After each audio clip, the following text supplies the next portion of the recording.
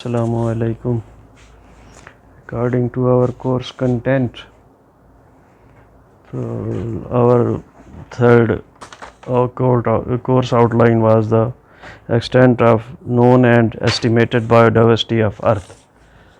तो वो हमने पढ़ी, उसके बाद जो था हमने greatest biodiversity on the earth जो है वो लेक्चर सेकंड था। थर्ड में हम चाहते हैं कि हम बायोडाइवर्सिटी ऑफ पाकिस्तान पढ़ लें।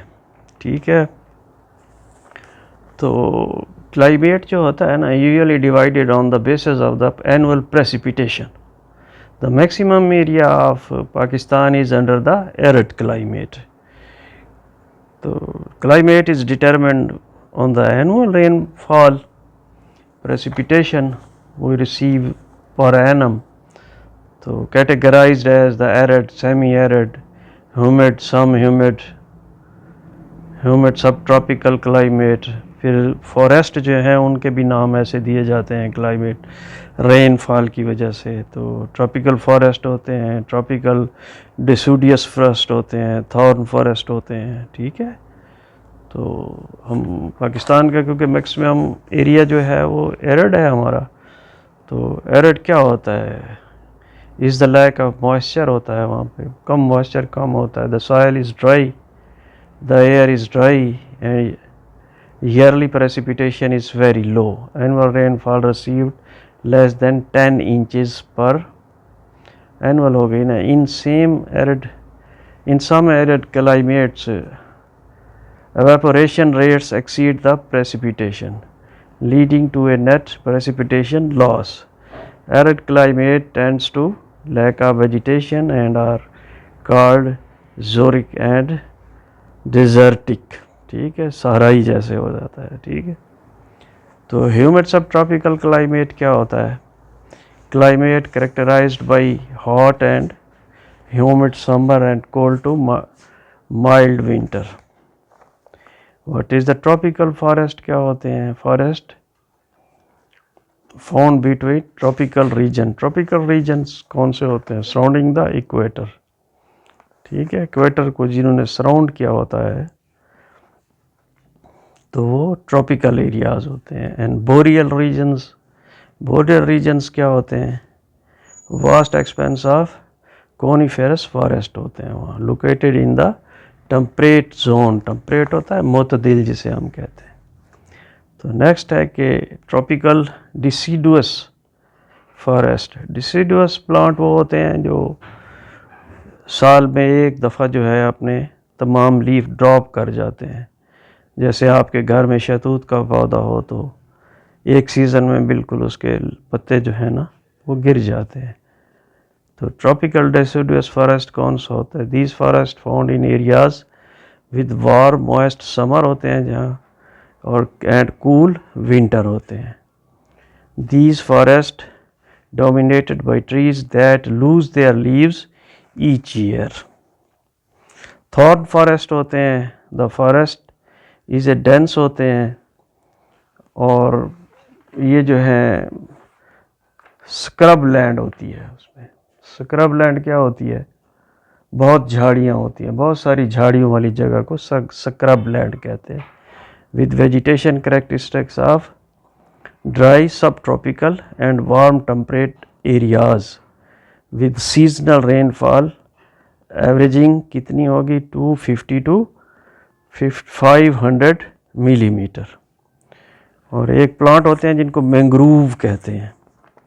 तो मैंग्रोव प्लांट कहाँ होते हैं या क्या होते हैं? इज ए शरब होती है, और small tree that grow in coastal सेलाइन, को साहिली जो इलाके, नमकीन इलाके होते हैं वहाँ, और ब्रैकिश वाटर या नमकीन वाटर जो होता है, नमकीन पानी, वहाँ उगते हैं ये।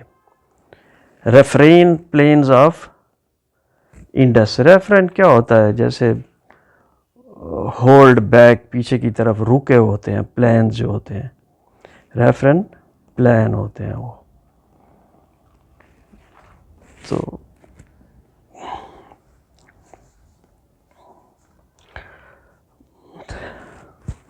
नेक्स्ट जो है वो है कि मैंग्रोव सेलाइन में था। रेफरेंट प्लान में आपको बताया है कि मकसद रुके हुए जो बैक की तरफ रुके हुए प्लेन्स होते हैं ना, the Indus river plain is a vast expanse of fertile land से होते हैं।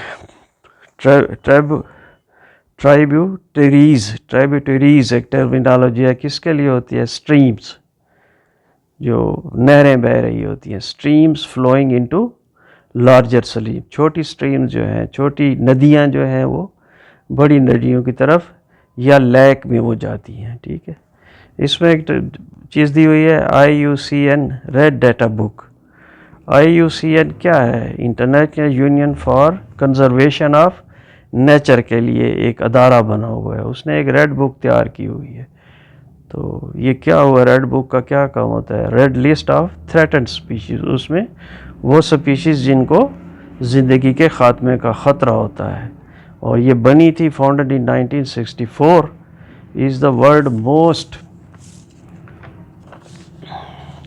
कंप्रीहेंसिव इन्वेंट्री है। इन्वेंट्री कहते हैं ना, लिस्टें जिस चीज़ की बना लेते हैं आप ना, comprehensive inventory of global conservation status of biological species के लिए।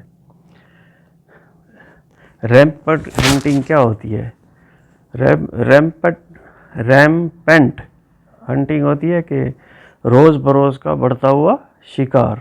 तो इस पर ये लफ्ज़ जो दिए हुए हैं कुछ मुश्किल हुआ, मैंने उसके मैनी लिखे हैं।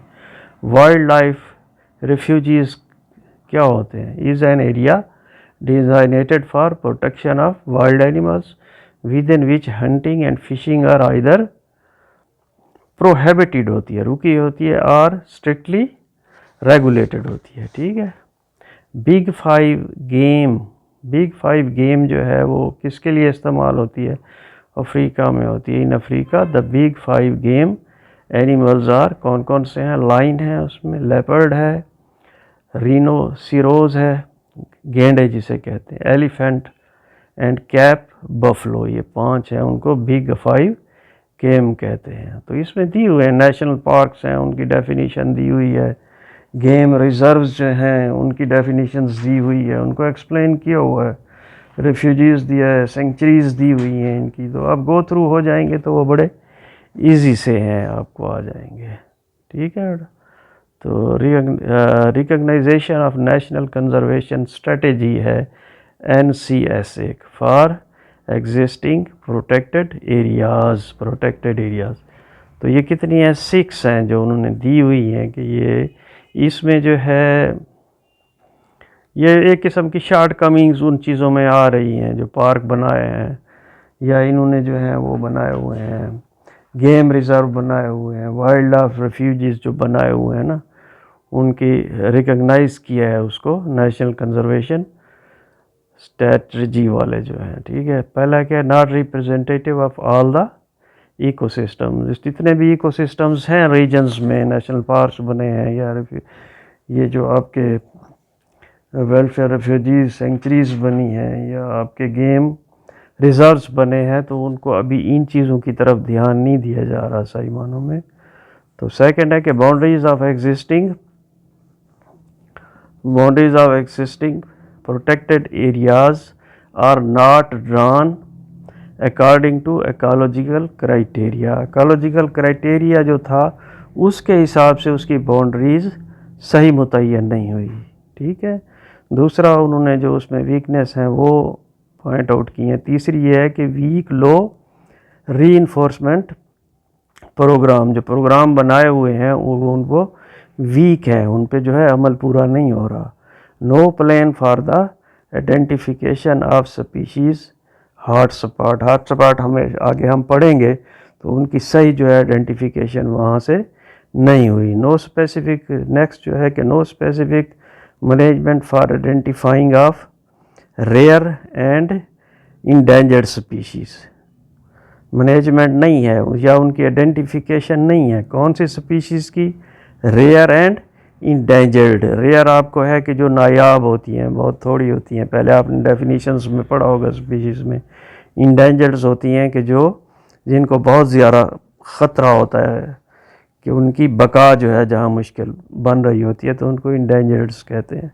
और छठा उन्होंने पॉइंट आउट किया है the financial benefit for local people for participation in country biodiversity conservation, के लोगों के लिए कोई ऐसे फाइनेंशियल बेनिफिट्स वहाँ जो लोग रहते हैं वो नहीं बनाए गए ताकि वो हिस्सा ले सकें बायोडाइवर्सिटी की कंजर्वेशन में। जब कोई फाइनेंशियल इंसेंटिव उनको दिए जाएंगे तो फिर होगा ना, तो इसलिए जो है ये उसमें पॉइंट आउट हुआ है। तो आप इसमें गो थ्रू हो जाएंगे तो बड़ा इजी सा है, इंशाल्लाह आपको आ जाएगा, कोई मसला नहीं है इंशाल्लाह। अच्छा बेटा, अल्लाह हाफ़िज़।